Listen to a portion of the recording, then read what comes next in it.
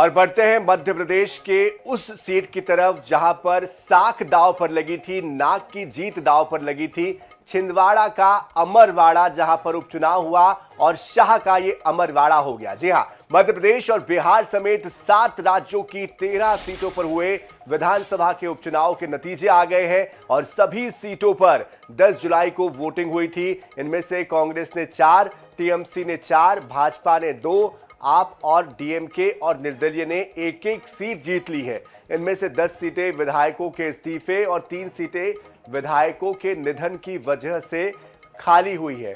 बिहार के रुपौली विधानसभा उपचुनाव में निर्दलीय प्रत्याशी शंकर सिंह ने जीत दर्ज की है। उन्होंने 8,211 वोटों से जेडीयू के कलाधर मंडल को हराया है। शंकर सिंह को 67,789 वोट मिले हैं, जबकि कलाधर मंडल को 59,586 वोट मिले। हिमाचल की 3 विधानसभा सीटों के नतीजे भी आ गए हैं। यहां कांग्रेस को 2, भाजपा को 1 सीट पर जीत मिली है।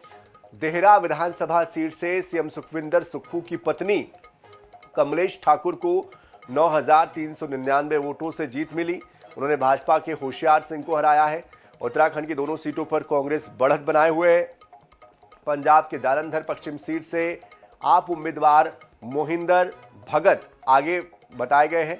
और बात मध्य प्रदेश के अमरवाड़ा की करें तो अमरवाड़ा विधानसभा उपचुनाव में भाजपा कैंडिडेट कमलेश शाह 3,252 वोटों से जीत गए हैं।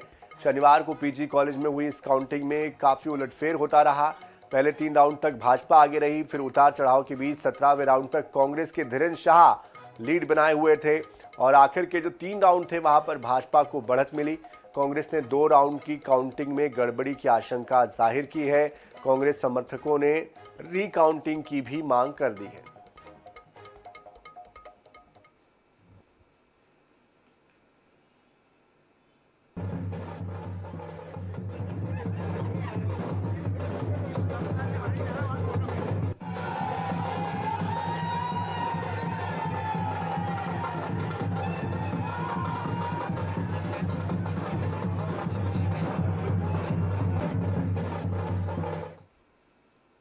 मैं अपनी ओर से अमरवाड़ा की इस जीत पर मध्य प्रदेश की जनता को बधाई देना चाहता हूं। अमरवाड़ा की जनता को बधाई देना चाहूंगा।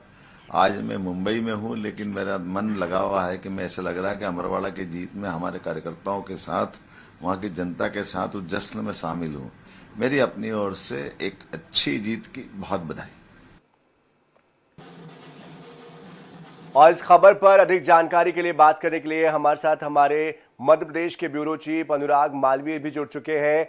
अनुराग जी, छिंदवाड़ा में जिस तरह से ये प्रचंड जीत मिली है, प्रचंड तो बहुत कहना ठीक नहीं होगा, लेकिन जो जीत मिली है वो अपने आप में बहुत मायने रखती है, क्योंकि एक तरफ कमलनाथ, एक तरफ नकुलनाथ, एक तरफ कांग्रेस और साख, जो साख की बात बार बार होती थी छिंदवाड़ा को लेकर, कहीं ना कहीं साख पर दाव चला और साख पर जो दाव चला उसमें मुंह की खानी पड़ी है कांग्रेस को। कितना बड़ा संदेश और बीजेपी की कितनी बड़ी जीत? देखिए, बिल्कुल। अब अगर ये कहा जाए कि जिस छिंदवाड़ा को कांग्रेस का गढ़ कहा जाता था या कमलनाथ का गढ़ कहा जाता था, वो पिछले 2 चुनाव से ढह गया है। हमने देखा 2018 और 2023 के विधानसभा चुनाव में सारी की सारी चीजें छिंदवाड़ा की कांग्रेस ने जीती थी। लेकिन अगर अब देखें हम, तो जो तस्वीर बनी है, पहले लोकसभा चुनाव में नकुलनाथ की हार और उसके बाद अब अमरवाड़ा उपचुनाव में जिस तरह से कांग्रेस फिर से हार गई है और कमलेश शाह जो कांग्रेस से भाजपा में आए थे उनको जीत मिली है, वो ये बता रही है कि भारतीय जनता पार्टी जो लगातार कभी अभेद गढ़ माने जाने वाले कांग्रेस के गढ़ को भेदने के लिए कई सारी रणनीतियां बनाती थी, पूरी ताकत लगाती थी, अब वो पूरी तरह से सफल नजर आने लगी है। और कहीं ना कहीं हम देखेंगे कि शायद यही कारण है कि भले ही 1 सीट पे जीती है, ऑलरेडी बहुत अच्छी स्थिति में भाजपा मध्य प्रदेश में है, लेकिन इस जीत का जश्न कम नहीं है। मुख्यमंत्री मुंबई में है, मुंबई से जो है बधाइयां दे रहे हैं। तमाम जो बाकी के बड़े नेता हैं वो भाजपा कार्यालय में जश्न में शामिल हैं। तो ये जो माहौल है ये बता रहा है कहीं ना कहीं कि निश्चित रूप से अब कांग्रेस के लिए चिंता की स्थितियां हैं, क्योंकि अब कमलनाथ लगभग अगर हम देखें तो हाशिए पर जाते नजर आ रहे हैं। वहीं दूसरी तरफ जीतू पटवारी के लिए भी अब सवाल उठेंगे। बतौर प्रदेश अध्यक्ष उनकी लगातार सफलताएं बढ़ गई हैं और एक तरफ बात करें मुख्यमंत्री, तो दूसरी तरफ भाजपा वीडी शर्मा और मोहन यादव जी, दोनों ही नेताओं के लिए ये बहुत बड़ी राहत की बात है, क्योंकि ये बड़ा चैलेंजिंग था। शुरुआती और की जो स्थितियां थी वो थी। फाइनली बिल्कुल बिल्कुल, आपकी आवाज थोड़ी कटकर आ रही है, लेकिन हम आपसे एक लास्ट क्वेश्चन ये पूछना चाहेंगे कि क्या कमलेश शाह को अब कैबिनेट में पद मिलना तय मान लिया जाए? देखिए, बिल्कुल मिल सकता है कैबिनेट कमलेश शाह को पद। उसका बड़ा कारण है कि भाजपा अभी छिंदवाड़ा को और मजबूत करना चाहती है, और ऐसे में वो लोकसभा सांसद बंटी साहू और मंत्री बना के कमलेश शाह के माध्यम से पूरे छिंदवाड़ा में अपनी प्रदर्शन को बेहतर करने की कोशिश करेगी। आश्चर्य की बात नहीं है कि इसी हफ्ते एक और कैबिनेट का एक्सटेंशन हो जाए और कमलेश शाह को मंत्री बना दिया जाए। जी चलिए, बहुत बहुत शुक्रिया अनुराग जी हमारे साथ जुड़ने के लिए और तमाम जानकारियों के लिए। तो देखिए, एक तीर से कई सारे निशाने बीजेपी ने साध लिए हैं।